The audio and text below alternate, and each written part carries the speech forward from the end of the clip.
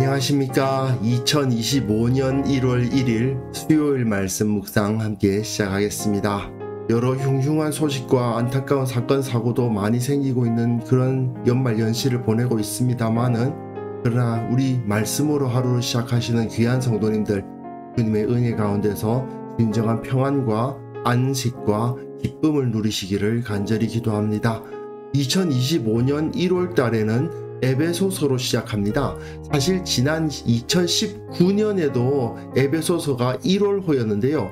정말 에베소서는 1월이나 12월 연말 연시에 어울리는 본문이거든요. 이 본문 에베소서 1장 1절에서부터 6절까지의 말씀을 통해서 우리가 어떤 존재인지 다시 한번 확인해보고 새로운 한 해 어떻게 시작할 것인가를 한번 생각해보는 시간 되었으면 좋겠습니다. 그럼 먼저 말씀 보시겠습니다. 하나님의 뜻으로 말미암아 그리스도 예수의 사도된 바울은 에베소에 있는 성도들과 그리스도 예수 안에 있는 신실한 자들에게 편지하노니, 하나님 우리 아버지와 주 예수 그리스도로부터 은혜와 평강이 너희에게 있을지어다. 찬송하리로다. 하나님 곧 우리 주 예수 그리스도의 아버지께서 그리스도 안에서 하늘에 속한 모든 신령한 복을 우리에게 주시되, 곧 창세전에 그리스도 안에서 우리를 택하사 우리로 사랑 안에서 그 앞에 거룩하고 흠이 없게 하시려고 그 기쁘신 뜻대로 우리를 예정하사 예수 그리스도로 말미암아 자기 아들들이 되게 하셨으니, 이는 그가 사랑하시는 자 안에서 우리에게 거저 주시는 바 그의 은혜의 영광을 찬송하게 하려는 것이라. 에베소서가 연말 연시에 어울리는 서신이라고 제가 말씀을 드렸는데, 확실히 다른 서신과 좀 분위기가 다르거든요. 무엇보다도 바울의 개인적인 실무적인 용건은 거의 없습니다. 부기고가 바울의 상황에 대해서 설명해 줄 거다 이런 말이 6장 끝에 있어요. 근데 나머지는 전적으로 좀 화려한 문체로 기록되어 있는 찬송과 감사와 목회적 권면들, 신학적 선포들, 이런 것들로 이루어져 있습니다. 그러다 보니까 도대체 왜 바울이 에베소서를 썼을까? 이것에 대한 답을 찾기가 쉽지가 않습니다. 빌립보서 같은 경우에는 중간에 용건이 있잖아요. 에바브로 디도가 나한테 왔는데 너무 아파서 많이들 기도했는데 다행히 나았다, 내가 돌려보내겠다, 그런 이야기들, 그런 실질적인 이야기가 있고, 골로새서도 에베소서와 비슷하긴 하지만 어떻게 이 글을 쓰게 되었는지에 대한 설명이 어느 정도 있는데, 에베소서는 그게 없습니다. 그래서 에베소서는 바울의 신학, 특히 교회론에 대한 신학의 정수다. 나름대로 바울이 다른 이야기 하지 않고 신학적인 가르침을 딱 모아가지고 교회가 어떤 존재인가, 교회에 속한 자들은 어떤 마음과 어떤 태도를 가지고 섬기며 살아야 되는가, 이런 것에 대한 가르침, 설명으로만 가득 차 있다고 볼 수 있어요. 그러다 보니까 에베소서 읽을 때에는 에베소 교회와 바울이 친했을까 안 친했을까 이런 것은 그다지 크게 고려할 필요가 없습니다. 다만 바울이 교회와 구원에 대해서, 하나님의 나라에 대해서 어떻게 가르쳤던가, 여기에 집중하면 돼요. 자, 에베소서의 구조를 보시면요. 1장은 우주적 차원에서의 구원, 하나님의 나라, 하나님의 백성됨, 교회의 위치, 그런 걸 보여줍니다. 그러니까 전 우주, 이 온 땅과 온 하늘을 다스리시는 하나님의 섭리 가운데에서 우리가 어떻게 구원을 받았느냐가 선포가 되고요. 2장에 가보시면 그 안에서 공동체적 차원에서 온 세상과 나라와 자연과 사회와 그런 것 차원에서 다시 이제는 교회적 차원으로 들어가고요. 3장에 들어가면 개인적 차원으로 들어갑니다. 그러니까 전 세계의 차원에서의 흐름을 살펴보고, 그리고 그렇다면 그 가운데서 우리는 어떻게 부르심을 받았는가를 살펴본 다음에, 그럼 나는 어떤 존재인가? 여기서 바울은 내가 이러한 위치에서 이러한 부르심을 받았습니다 라고 선포하면서 여러분들도 마찬가지입니다 그렇게 말하거든요. 온 땅과 온 하늘을 다스리는 하나님의 섭리가 이렇게 흘러가고 있는데 그 가운데 우리 교회는 이 자리에 부름을 받았다. 그리고 나는 그 가운데서 이러한 존재가 되었다. 이렇게 설명을 하는 거예요. 결국 하나님의 구원의 역사 가운데 내가 어떤 위치를 차지하고 있는가를 발견하라. 이것이 바로 에베소서의 주 메시지이고 그것에 따라서 이렇게 살아야 된다. 그리고 결론적으로는 이 세상에서 전신갑주를 입고 이 세상과 싸우는 하나님의 군사로서 살아가야 되겠다. 이런 선포를 하면서 에베소서는 끝이 나고 있습니다. 그리고 오늘 본문은 1장 1절에서부터 6절까지인데 1장 1절에서부터 2절은 인사고요. 이 인사에서도 바울이 가지고 있는 신학적인 기틀이 나타나요.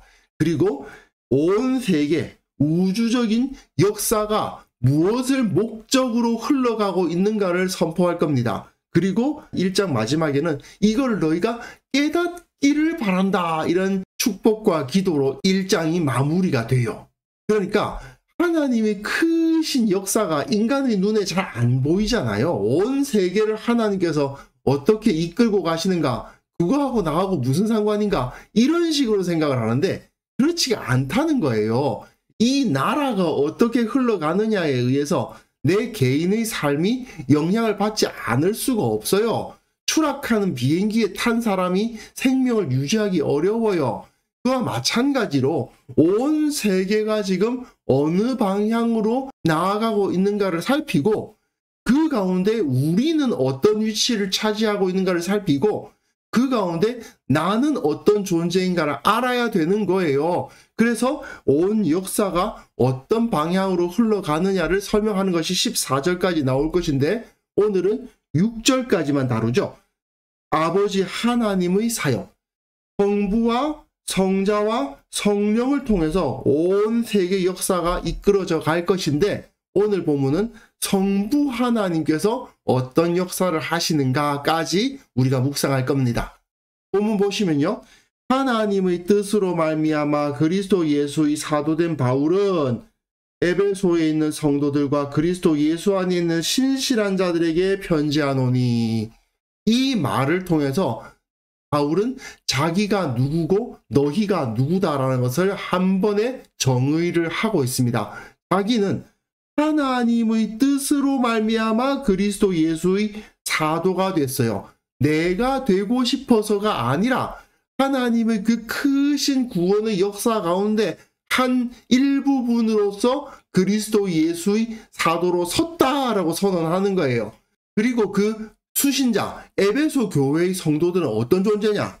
에베소에 있는 성도들, 성도란 말은 거룩한 자들이란 뜻이거든요. 거룩할 성자죠. 그리고 그리스도 예수 안에 있는 신실한 자들에게 편지하노니, 에베소에 있는 엔 에페소, 그리스도 예수 안에 있는 엔 그리스도 예수, 엔이라는 전치사로 대꾸를 이루고 있어요. 즉 너희는 에베소에 있지만 그리스도 예수 안에 있다 이거예요. 그런데 에베소에서 이 세상적인 아르테미스 신전이 거대하게 세워져 있고 그야말로 각종 이단 종교들이 가득한 그 에베소에서 어떤 존재다? 거룩한 존재다. 저들과 구별된 존재다. 그런데 그리스도 예수 안에서는 신실한 자들이다. 신실하다, 믿음직하다, 예수님을 떠나지 않는다는 이야기 아닙니까? 에베소에 있으나 너희는 거룩하고 너희는 그리스도 안에 있어서 신실한 자들이다. 이것이 바로 교회, 그리스도인들의 정체성인 거예요. 특히 여기 헬라어에 보시면 거룩한 자들, 성도들이란 말에는 이 토이스가 정관사인데요. 영어에서 더 정관사죠. 헬라어에서도 정관사가 있는데 토이스라는 정관사가 있고요. 그런데 신실한 자들, 피스토이스라는 말에는 정관사가 없습니다. 이게 무슨 소리냐면 거룩하고 신실한 것은 다른 존재가 아니라는 이야기죠. 한 사람이 에베소에 있는데 거기서는 거룩하고 또 이 같은 사람이 예수 그리스도 안에 있는데 그 사람은 그 안에서 신실하다. 이것이 바로 우리가 그리스도인으로서 마땅히 가져야 할 정체성이다 이겁니다. 그래서 하나님 우리 아버지와 주 예수 그리스도로부터 은혜와 평강이 너에게 있을지어다 라는 선포를 통해서 그 인사를 하죠. 이것은 바울이 전형적인 인사법이긴 한데 하나님의 은혜가 내려오면 그 은혜에 의해서 이 세상엔 샬롬, 평화가 가득 넘치게 될 것을 바라보는 그러한 축복의 기도라고 할 수 있습니다. 이렇게 인사가 끝나고 난 다음에는요, 바로 성부 하나님이 온 땅을 어떻게 이끌어 가시고 그리고 성부 하나님이 우리에게는 어떤 복을 주셨는가를 보여줘요. 찬송하리로다 하면서 하나님을 높이고 하나님 곧 우리 주 예수 그리스도의 아버지께서 여기서 아버지 그리고 하나님이라고 표현하는 것은 이스라엘의 하나님을 떠올리게 하는 겁니다. 구약의 하나님이에요. 그리스도 안에서 하늘에 속한 모든 신령한 복을 우리에게 주셨다. 여기서 복이라는 표현은 창세기 12장에 하나님께서 아브라함을 부르실 때 내가 너로 큰 민족을 이루고 내게 복을 주어 내 이름을 창대하게 하리니 너는 복이 될지라 되어 있거든요. 이스라엘, 아브라함의 자손이라고 생각했던 자들은 그래서 자기들이 하나님으로부터 복을 받은 자들이라고 생각을 했어요. 그런데 바울은 지금 에베소 교인들 대부분이 다 이방인이었겠죠. 에베소는 이스라엘 가운데 있었던 곳이 아니고 지금의 튀르키예 지역에 있는 도시니까요. 거기는 대부분이 다 이방인이었을 겁니다. 그런데 이 이방인들로 이루어져 있었던 그러나 예수님을 믿었던 사람들에게 선포하기를 너희는 이방인이 아니고 하나님으로부터 복을 받은 아브라함의 자손으로서 복을 받은 자들이다 라고 선언하는 거예요. 그리고 곧 창세전에 그리스도 안에서 우리를 택하사 우리로 사랑 안에서 그 앞에 거룩하고 흠이 없게 하시려고, 거룩하고 흠이 없게 한다는 말은 레위기에서 자주 나오는데 너희는 나에게 거룩할지어다. 이는 나 여호와가 거룩하고 내가 또 너희를 나의 소유로 삼으려고 너희를 만민 중에서 구별하였음이라 되어 있거든요. 이것은 구약 성경에서 계속해서 반복되어서 선포되는 말씀이기도 해요. 이스라엘은 하나님 앞에서 거룩한 존재죠. 그리고 또한 흠이 없다는 말은 제물로 바쳐진 존재라는 것을 떠올리게 하지 않습니까? 그러니까 택함 받은 민족이에요. 그런데 이들 이방인 그리스도인들이 느끼기에 저 사람들 유대인들은 이스라엘 백성들이니까 하나님으로부터 택함 받은 백성들 중에 하나였겠지만 나도 그런가? 그런 생각을 하게 되잖아요. 그런데 그 앞에서 바울은 너희가 바로 하나님의 거룩한 백성 이스라엘이다 라고 선언을 하면서 시작하는 겁니다. 그러니까 하나님은 예수 그리스도를 세우시고 예수 그리스도를 통해서 새로운 이스라엘을 구성하시고 그 새로운 이스라엘 교회를 통해 또한 이 온 세계를 다스리기를 원하신다. 이거를 이제 바울이 선포하는 거예요. 이제 온 우주의 역사는 새롭게 됐다는 거예요. 예수 그리스도에 의해서 역사가 그 이전과 이후 BC와 AD로 나뉘는 그 역사가 이루어졌다라는 것을 바울이 지금 선포하고 있는 겁니다. 비록 유대인의 혈통에서 나지도 않았고 할례도 받지 않았고 율법에서 그만 음식을 먹는다 하더라도 이들은 하나님의 백성이다. 유대인이 하나님의 백성이 아니라 교회가 하나님의 백성이다라는 것을 선포하며 이제 시대가 바뀌었다.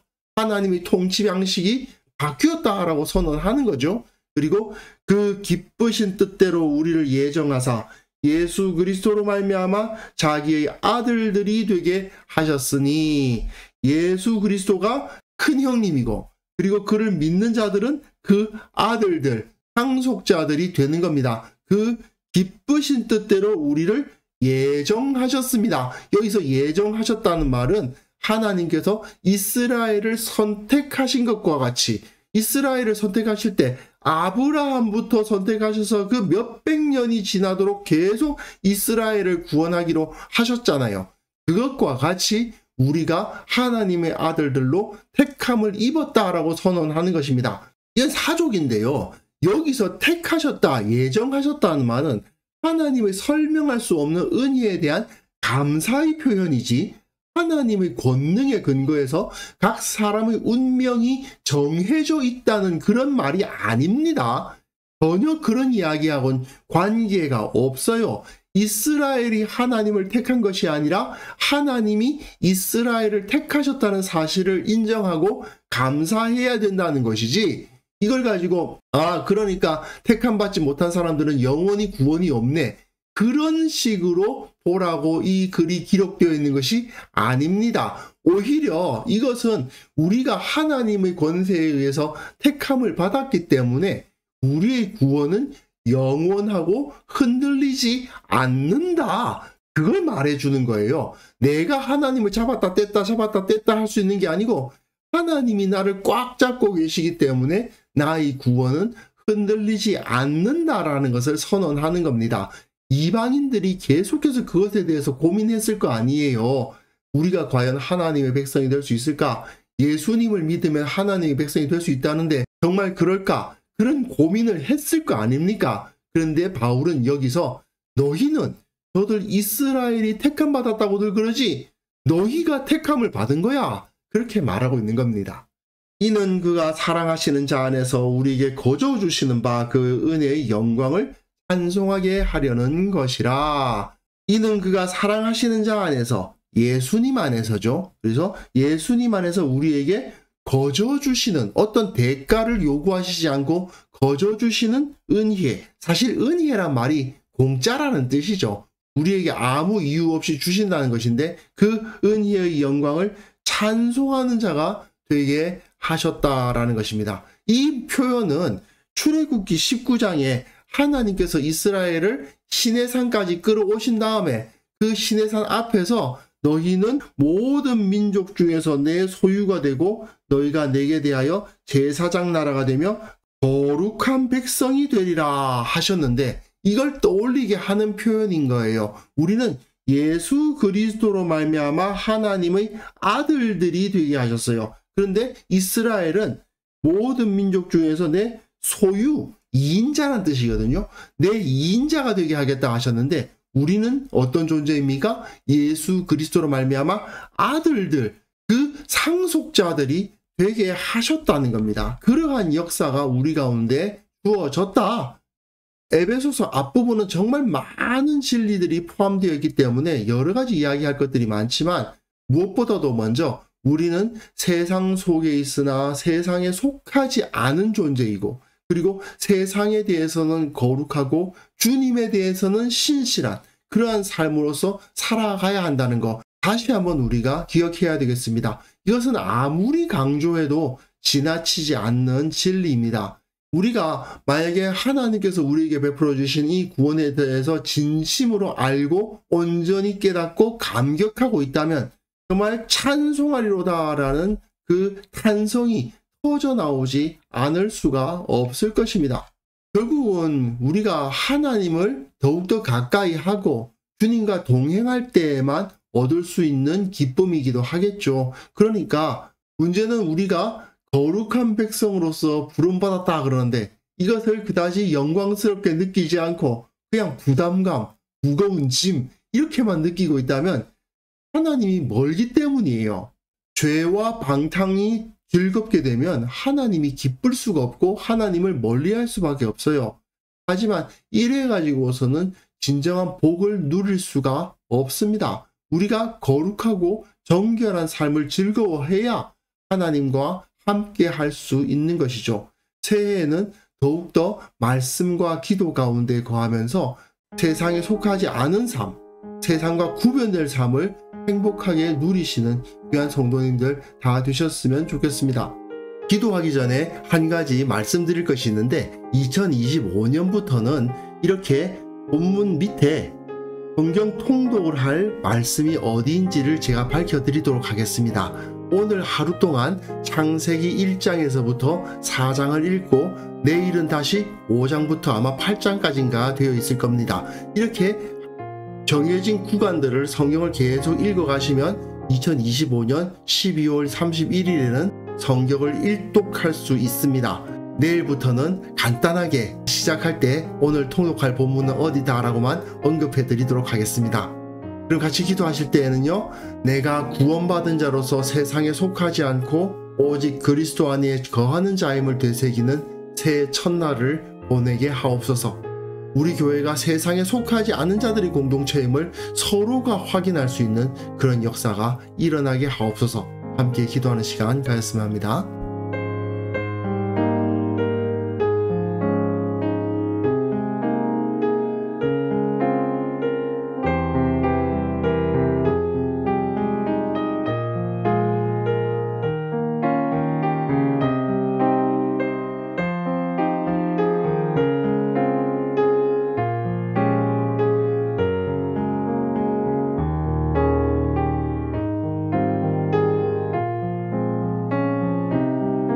하나님 아버지, 이 세상에서는 거룩하고 주님 안에서는 신실한 자로서 살아가게 하옵소서.